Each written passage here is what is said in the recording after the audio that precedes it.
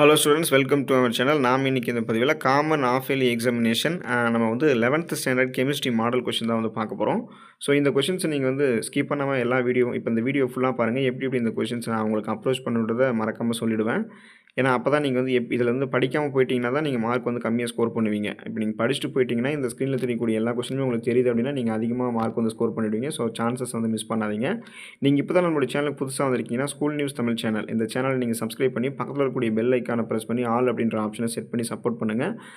அதே போல் டிஸ்கிரிப்ஷனில் WhatsApp channel link இருக்கும். அந்த சேனல்லையும் ஜாயின் பண்ணிக்கோங்க. உங்களுக்கு வேண்டிய எல்லா அப்டேட்ஸும் அங்கே வந்து சேர்ந்துடும். கொஷின் பேப்பர் ஆன்சருக்கு எல்லாமே வரும். எக்ஸாம் சம்மந்தமான அப்டேட்ஸ் எல்லாமே வந்துடும். வாங்க இப்போ நம்ம வீடியோக்குள்ளே போயிடுவோம். இப்போ பார்த்தீங்கன்னா சூஸ் த கரெக்ட் ஆன்சர். அந்த கோடிட்ட இடங்களை நிரப்புக 1 மார்க்லேயே நம்ம கெமிஸ்ட்ரியை பொறுத்த வரைக்கும் ஈஸியாக மார்க் வந்து ஸ்கோர் பண்ணிட்டு போயிட்டே இருக்கலாம். அதில் பாருங்கள் 2 electrons occupying the same orbital and are distinguished by அப்படின்னு என்னென்ன அழைக்கப்படும் அப்படின்றது கேட்குறாங்க. அதுக்கப்புறம் பார்த்தீங்கன்னா செகண்ட் கொஷினு. ஸோ அதை வந்து நீங்கள் நான் நோட் பண்ணிக்கோங்க. உங்களுக்கு வந்து நான் நல்லா ஷோ பண்ணுறேன், பார்த்துக்கோங்க. தெளிவாக தெரியுதான்னு பார்த்துக்கோங்க. இப்போ நீங்கள் உங்கள் கையிலேயே ஒரு பேப்பர் பேனை வச்சுட்டு இதெல்லாம் நோட் பண்ணிக்கோங்க. நீங்கள் அப்புறம் ஸ்க்ரீன்ஷாட் எடுத்தால் கூட நீங்கள் நோட் பண்ண மாட்டீங்க, மறந்து விட்டுறலாம். ஒருவேளை வாய்ப்பு இருக்குது. அதனால் இப்போயே நீங்கள் நோட் பண்ணிக்கோங்க.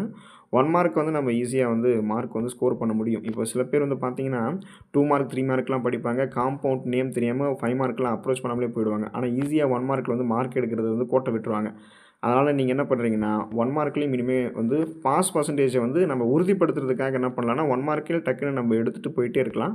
அதுக்கப்புறம் நம்ம எந்த கவலையும் இல்லாமல் எக்ஸாம் எழுதலாம். எப்போவுமே நம்ம ஒரு எக்ஸாமில் பாஸ் ஆகணும், அதுதான் முக்கியம். அதுக்கப்புறம் தான் அடுத்த மார்க் எடுக்கிறது எல்லாமே. அதனால் 1 மார்க் வந்து பாஸ் ஆகிறதுக்கு நம்ம கை கொடுக்கும். இந்த 1 மார்க்கில் எங்கே இருக்குது அப்படின்னு கேட்டிங்கன்னா ஸ்கூல் புக் பேக்கில் தான் இருக்குது. நீங்கள் கவலைப்பட தேவையில்லை. ஏதாவது ஒரு சில கொஷின்ஸ் வந்து கெமிக்கல் ரியாக்ஷன்ஸ் கொடுத்து உள்ளேருந்து கேட்டிருக்கலாம். ஆனால் மேக்ஸிமம் 1 மார்க் வந்து உங்களுக்கு ஸ்கூல் புக் பேக்கில் தான் இருக்குது. நீங்கள் தேடுங்க.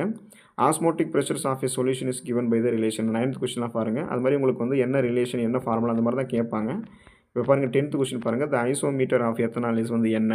அப்புறம் கூற்று காரணம் அசர்ஷன் ரீஷன் கொடுத்துட்டு அது சரியாக தப்பா, கூற்று காரணம் சரியா இல்லை தப்பாக இருக்கா அப்படின்றத நீங்கள் விளக்கணும்.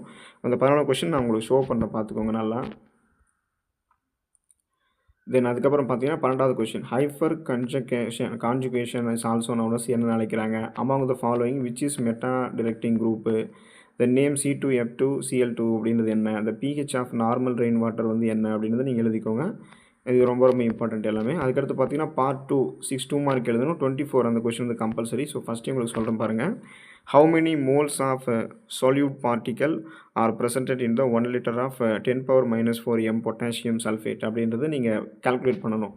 ஸோ அந்த கால்குலேஷன் தான் நமக்கு கெமிஸ்ட்ரியில் பொறுத்த வரைக்கும் என்ன பண்ணுவோன்னா நமக்கு அந்த கம்பல்சரியாகவே கேட்பாங்க. கொஞ்சமாக தான் கெமிஸ்ட்ரியில் வந்து கம்பல்சரியில் வந்து மேக்ஸஸ் எல்லாம் இருக்கும். அதனால் நீங்கள் கொஞ்சமாக இருக்கிற மேக்ஸை நல்லா படித்து வச்சுக்கோங்க. மேக்ஸ் தானே போட முடியலன்னு விட்டுறாதீங்க. ஈஸியாக 2-3 ஸ்டெப்லேயே மார்க் வந்து வந்துடும் நமக்கு.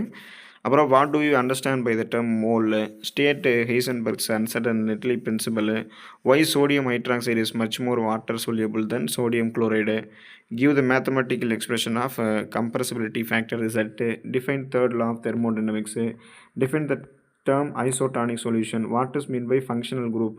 Identify the functional group in the following components. Acetaldehyde, methylamine அதை எழுதணும். அப்புறம் what are the electrophiles and nucleophiles. Give suitable exam for each. How many moles of solute particle அதான் உங்களுக்கு கம்பல்சரி அதை எழுதிக்கோங்க. இன்னொரு டைம் ஷோ பண்ண பார்த்துக்கோங்க. தென் வந்து பார்த்தீங்கன்னா பார்ட் 3 வந்தீங்கன்னா 3 மார்க் நீங்கள் எழுதணும். 33வது கொஸ்டின் கம்பல்சரி. அப்போ 25 கொஸ்டின் பாருங்கள். Calculate the molar mass of the following components. Urea, acetone, boric ஆசிட்க்கு எழுதணும். Then what are isoelectronic ions. Then what are isoelectronic ions. Give example. Mention the uses of diadem. State Lee Chatelain principle. Draw the Lewis structure for the following species. HNO3க்கும் NH3க்கும் எழுதணும். Define entropy. What is the unit of entropy? Explain the preparation of DTD. Differentiate BOD and COD. Identify the compound ABC in the following series. அதை compulsory அதை நீங்கள் எழுதணும். அதில் ABC compound தெரியணும் உங்களுக்கு. நார்மலாக எப்படி கெமிக்கல் ரியாக்ஷன் நடக்குதுன்னு தெரிஞ்சாலே போதுமானது. அந்த பேசிக் படிச்சிங்களே போட்டுடலாம். தென் பார்ட் 4 போனீங்கன்னா 5 மார்க் எழுதணும். எப்போதுமே ஒரு கொஷின் வந்து நீங்கள் சாய்ஸ் விடாமல் படிச்சுக்கோங்க. அப்போ தான் நீங்கள் வந்து எழுதும்போது உங்களுக்கு நல்லா தெரிஞ்ச ஆன்சர் எழுத முடியும். சாய்ஸ் விட்டு படிக்காதீங்க. இப்போ பார்ட் 4 போனீங்கன்னா உங்களுக்கு பார்த்தீங்கன்னா அந்த 5 மார்க் இருக்கு இல்லையா, அதுக்கேற்ற மாதிரி கொஷின்ஸும் இருக்கும், நீங்கள் எழுதணும். Calculate the empirical formula of a compound containing 76.6% carbon, 6.38% hydrogen and rest oxygen.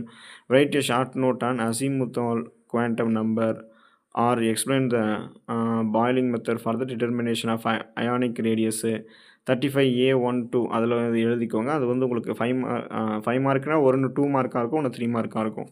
Discuss the 3 types of covalent hydrates. Give the electronic configurations of Mn2+ and chromium 3+. Or list the characters of Gibbs free energy state Raleigh's law.